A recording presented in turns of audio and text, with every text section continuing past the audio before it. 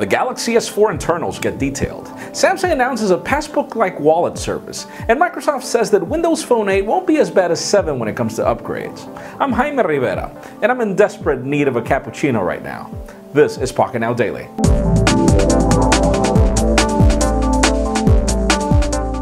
You know, it's extremely odd for either Android or Windows Phone manufacturers to either provide you with specific dates or specific pricing points for their future devices, but it seems that Nokia is raising the bar. If you remember the Lumia 520 and 720 devices that were just announced at NWC 2013, well, we've already got the price of 139 euros for the Lumia 520 and 249 euros for the Lumia 720, and both devices will be available as soon as April 1st. So if you're interested in these devices, obviously stay tuned. Our review should be live very soon. And speaking of Microsoft, all the terrible stories that Windows Phone 7 customers have lived in the past apparently will come to an end with Windows Phone 8 devices, or so says Greg Sullivan, which is their VP of Marketing, or pretty much their marketing manager. The point being is that Windows Phone 7 customers would obviously not be able to upgrade to Windows Phone 8, but apparently that was due to hardware issues. According to Sullivan, Windows Phone 8 devices are obviously designed to be able to be upgradable in the future, so hopefully Windows Phone 9, or whatever it's going to be called, which is codenamed Blue, should be available for Windows Phone 8 devices. But after the story with Windows Mobile 6.5 or Windows Phone 6.5 and Windows Phone 7, I don't know what to believe. Let's just cross the fingers.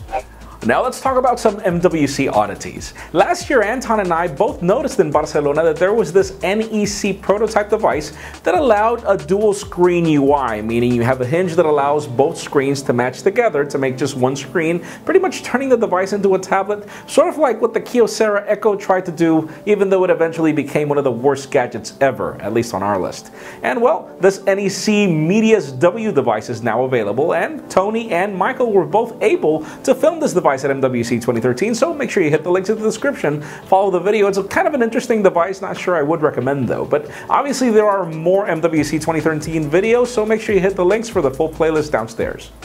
Now, if any of you thought that Samsung was already tired of getting sued by Apple, well, it seems that they're not tired just yet. They've just announced a new wallet service, which ironically is not being called S-Wallet. It's just Samsung Wallet. And the point being is that it looks exactly like the Apple Passbook application that you get on iOS. And the point is that it'll allow you, as with a joint venture with Visa, to make purchases through the service. Now, obviously the Samsung service is better than Apple's because you do get NFC on Galaxy devices. So you will be able to use the device and the service to actually pay for something, but the point being is that obviously the service looks exactly like Apple's. But anyways, the service should be available soon, so stay tuned, we'll keep you posted.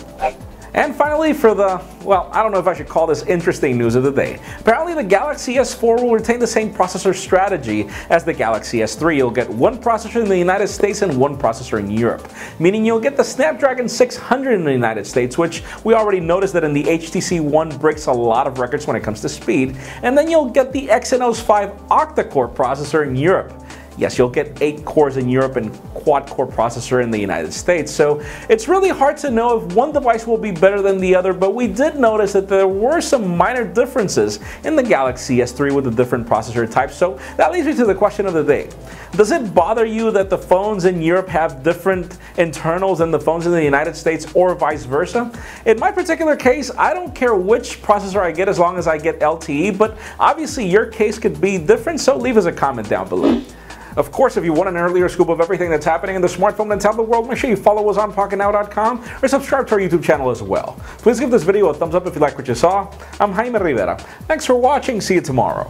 Even though we never thought that Apple would release a 7-inch tablet, the iPad mini is finally among us, and even though it's a good tablet, we do know that it lacks key elements like a Retina display, so is it still worth your buying dollar? Join us on Thursday, February 28th for the iPad mini After the Buzz.